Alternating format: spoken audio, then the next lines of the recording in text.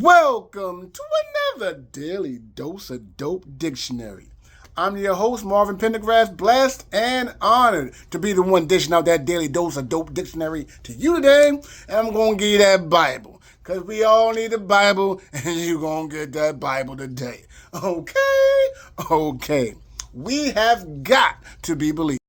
The verse of the day is Psalms 3, chapter 3, verses 7 and 8. It says, Lord, arise thou, my God, make me safe, for thou hast smitten all men, being adversaries to me without cause. Thou hast all broken the teeth of sinners. Health is of the Lord, and thy blessing is on thy people. The word of the day is smitten. The word smitten has layers of meaning because traditionally it means to be struck with power, divine judgment. But nowadays, it's more like to be deeply affected by emotion. Struck by emotion. So in Psalms, David writes, Thou smitten all my enemies upon the cheekbone. It's not romance. This is justice. David is acknowledging that God has the right and the power to deal with. We all want a healthy soul. So what does a healthy soul look like? A spiritually healthy person first releases the need to control the outcome. Now, I'm going to give you a lot of stuff today that's hard to do. I'm not saying it's easy, but this is what a healthy soul looks like. You want to have a healthy mind, a healthy body. It all starts with a healthy soul. So you got to be able to release the need to control the outcome because you know God has it. So what does that mean? You do the work, and the work is what's important. And you keep working and working until you reach whatever goal, until you knock down whatever door. The work is what's important. And if it doesn't work, you keep working. You have to also resist the urge for revenge. And yeah, that's a hard one. But vengeance, it belongs to God. Revenge is a bad carbon copy that we put out. But we can never do what God does. And remember that God sees what people do. He is the judge. So allow him to get the vengeance. Allow him to do to your enemies what needs to be done. Allow him to take over. So on top of that healthy spirit, you need to pray before you react. Now, in the moment, it's hard. I get it. But pray before you react. David didn't just react. He cried out to God. A healthy relationship with God means talking to God first, not last. Don't wait until everything is coming to a head before you start praying. Pray before the problem comes. But pray before the storm. Bring your enemies to him in prayer. In other words, pray for your enemies. And ask God, help me respond in a way that's like you and not like my pain. Because my pain's going to be emotional. My pain's going to be violent. My pain's going to be ugly. But I got to react like God and give the pain.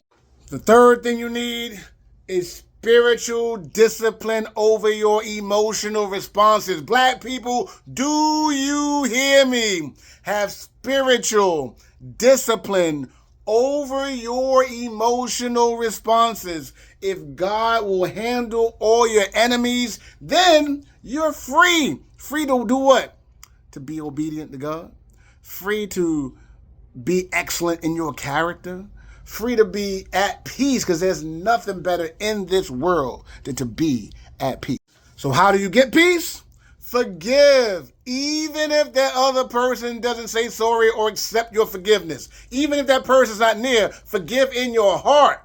You have to forgive, because carrying that stuff, cursing people out who ain't even around, who can't even do anything about the situation, being mad about something because of what happened in the past, you have to be present. Let the past go. You have to forgive. Bless, even if they curse. And I know this is a hard one again. You're in the middle of an argument. They cursing you out, calling you everything but a child of God. And you say, to God be the glory. God bless you. The reaction is going to be crazy, right? Because these are the things that God wants. And I know it's not easy because it goes against the flesh. You have to keep walking even when bitterness begs you to go back to that nonsense, begs you to go back to that drama, begs you to be that person you used to be, right? how do you check yourself when you're in these situations, when you need that spiritual health? You just have to ask yourself, am I trusting God completely? Or am I just carrying the stress, carrying the baggage? Bag lady, right? These are all the things you have to ask yourself. Are you obeying His word? Are you in His word? Are you reading His word? Or are you just visiting God every once in a while when you need a boost? Because you know that happens. And lastly, do I pray because I love Him? Or do I pray because I'm Why do we forgive? Because God first forgave, right?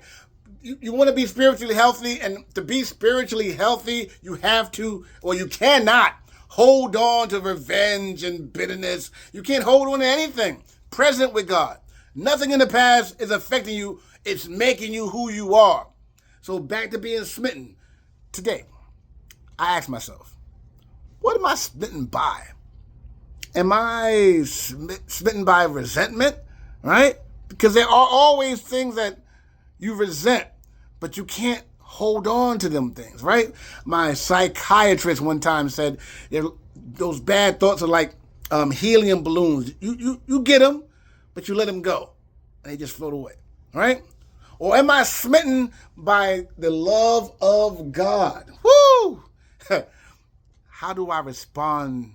And am I humble? Do I show my humility in my response in those situations where it gets hot, it gets heated? Is it healthy for me to want to pay back people who wrong me? Or is trusting God with justice the true sign of a healed soul? Those are the questions I asked myself today, and I ask you to ask as well. If you got to this point, I appreciate you. Please like, share, and subscribe so we can spread this word and affect more people. Until next time, be blessed, be loved, be